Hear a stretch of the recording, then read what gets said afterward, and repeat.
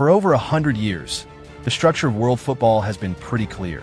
But now, it feels like that era is coming to an end. A quiet war is being waged for control of the game. And by 2035, the football we know could be completely different, reshaped by forces that have nothing to do with what happens on the pitch. Right now, three powerful groups are fighting for the soul of the sport. So, what will the future of football actually look like? Will it become a hyper-commercial machine, a fortress run by the old guard, or will it just descend into total chaos? In this video, we're going to break down the three most likely futures for world football. The game is changing, and the fight for its future is already here. Alright, let's start at the beginning. Before we can look forward, we have to understand why things are so unstable right now. For decades, the structure of football seemed solid. You had a pyramid with FIFA at the top, bodies like UEFA below them, and then the national leagues at the base. But the thing is, cracks started to appear in that foundation. After 1992, the Premier League commercially exploded thanks to massive broadcast deals, and this kicked off a massive financial arms race. Billionaire owners and later sovereign wealth funds started pumping in an insane amount of money. This turned clubs into financial casinos, with spending spiraling out of control just to chase trophies. The result? Financial instability became the new normal. Traditional clubs, the ones with deep roots in their communities, simply couldn't compete anymore. The very soul of the game, the idea that success is based on merit, was suddenly at risk. All this financial chaos created a power vacuum. Some of the biggest clubs started to see the old guard, FIFA and UEFA, as gatekeepers who were just limiting how much money they could make. At the same time, new powers, American private equity funds and Gulf state funds, saw a huge opportunity. They didn't see these historic clubs as community assets. They saw them as undervalued entertainment products ready to be monetized. And it's this conflict between tradition and money, community and content, that has brought us to a tipping point, which leads us to our first possible future. In our first scenario, it's 2035, and football is a global content empire. This is the future of the hybrid trio poly, where American tech giants and Gulf megafunds have teamed up to create an unstoppable alliance. The war for football's soul wasn't won with a single hostile takeover, but through 1,000 different lucrative deals. In this world, UEFA's traditional power hasn't been destroyed. It's just been co-opted from the inside. The Champions League still exists, but the final is now a roadshow, moving between new stadiums in Riyadh and custom-built venues in the United States.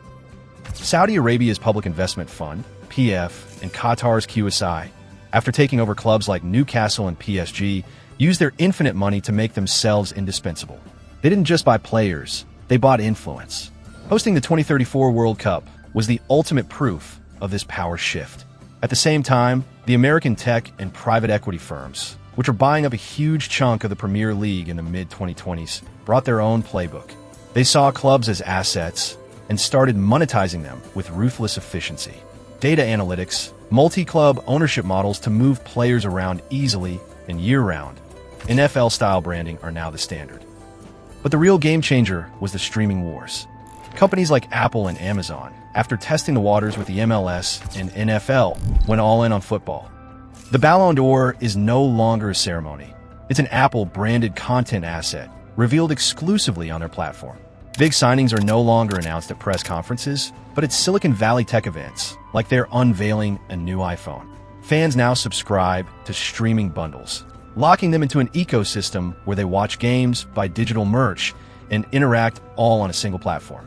UEFA's financial sustainability regulations, the ones that were meant to limit spending to 70% of revenue, technically still exist. But the thing is, the new owners are masters of creative accounting. They operate within the rules while completely bending them. With the Super League threat neutralized, they realized it was easier to hollow out the old institutions from within. In this future, Europe manages the game, but the Tech and Gulf Alliance owns the stars, the narrative, and all the money. This vision of the future is driven by forces that are already in motion today. But what if the game's traditional guardians manage to stop it? Before we get to that, if you're finding this analysis interesting, make sure you hit the like button and subscribe for more deep dives into the future of football. It really helps out the channel. Now, let's imagine a completely different 2035. A future where the old empire strikes back, and actually wins. This is the scenario where Europe's governing bodies, shocked into action by the Super League disaster in 2021, build a regulatory fortress around European football that culminated in the breakaway project's final collapse. In this reality, the romantic pyramid structure survives. The Champions League final is never held in Riyadh. Trophies aren't rebranded by tech companies. This future was built on two key pillars of defense: UEFA's Financial Sustainability Regulations, FSR, and the UK's Independent Regulator for Football, IFR, which became the model for all of Europe. The FSR, fully implemented in the mid-2020s, finally got the financial casino under control by strictly enforcing its 70% spending cap. Clubs that broke the rules were hit with swift, serious punishments, including expulsion from competitions. The IFR in the UK was the second line of defense. It created a licensing system for clubs with strict tests for new owners and directors. Crucially, it gave fans a legal voice to protect their club's heritage, blocking any attempts to change crests, colors, or relocate stadiums. The knockout blow for the Super League came in early 2026. After FC Barcelona announced their formal exit from the project, Real Madrid, the last holdout, reached a historic settlement with UEFA, officially ending the initiative. That 2023 European Court of Justice ruling, which at first seemed like a win for the Super League, actually backfired on them. It pushed regulators to create a new, legally sound framework that protected the principles of sporting merit and open competition. This gave them the power they needed to ban closed leagues for good. In this future, the flood of American private equity and Gulf state money is contained. Multi-club ownership is heavily restricted to prevent market distortion, and the kind of spending that allowed PSG, Manchester City, and Newcastle to shake everything up is no longer possible. Faced with a system they can no longer game, many of these owners either play by the rules or simply sell their clubs. The result is a superpowered, centralized UEFA, which oversees a stable, sustainable European football system. National leagues remain the heart of the game, and TV rights money actually trickles down the pyramid. In this 2035, the soul of the game belongs to the fans and their communities. Our final possible future is one of pure, unfiltered chaos. This is the timeline where, after the failure of the Super League, the war for control of football simply moves to a new battlefield. Welcome to the era of global fragmentation. This dystopia begins not with a European breakaway league, but with the creation of a rival global competition outside of UEFA's control. Frustrated by the new Fortress Europe and its strict regulations, a coalition of private equity funds and Gulf states decides that if they can't control the system from within, they'll build a new one outside. They learn from the mistakes of 2021. This time, the launch is in emerging markets, the marketing is slick, and the money is too big to ignore. With the promise of astronomical salaries and unprecedented global exposure, this new global club league starts to poach talent not just from Europe, but the top clubs from South America, North America, and Asia. The fan backlash, which was so powerful against the Super League, is weaker here. It's an external threat, not an internal betrayal. In this landscape, the Champions League survives, but it's wounded, having lost its status as the single elite competition. European domestic leagues watch some of their biggest stars leave for the paychecks of the global league. Clubs are no longer just clubs. They're global entertainment products.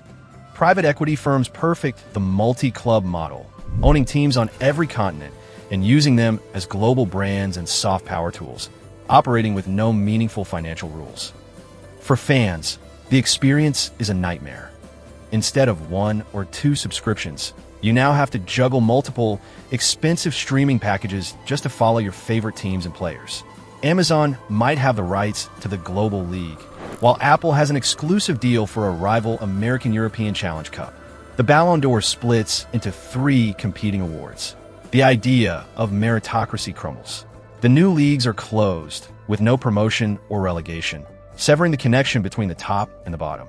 This is a future where football doesn't die, but it loses its unified identity, becoming just another form of disposable content in a fractured digital world. So there you have it. 3 possible futures for the beautiful game in 2035. A hyper-commercial, global empire run by a tech and Gulf alliance operating inside the system. A fortified, traditional Fortress Europe controlled by a centralized UEFA.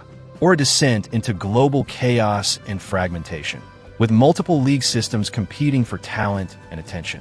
These aren't just fantasies. They're based on the forces already in motion right now. The tension between money and tradition, between global markets and local identity, and between the old guard and the new powers is defining this era of football. The future isn't written, but the battle for it is being fought as we speak. Which of these futures do you think is most likely? Or is there a fourth possibility we haven't considered? Let me know what you think in the comments.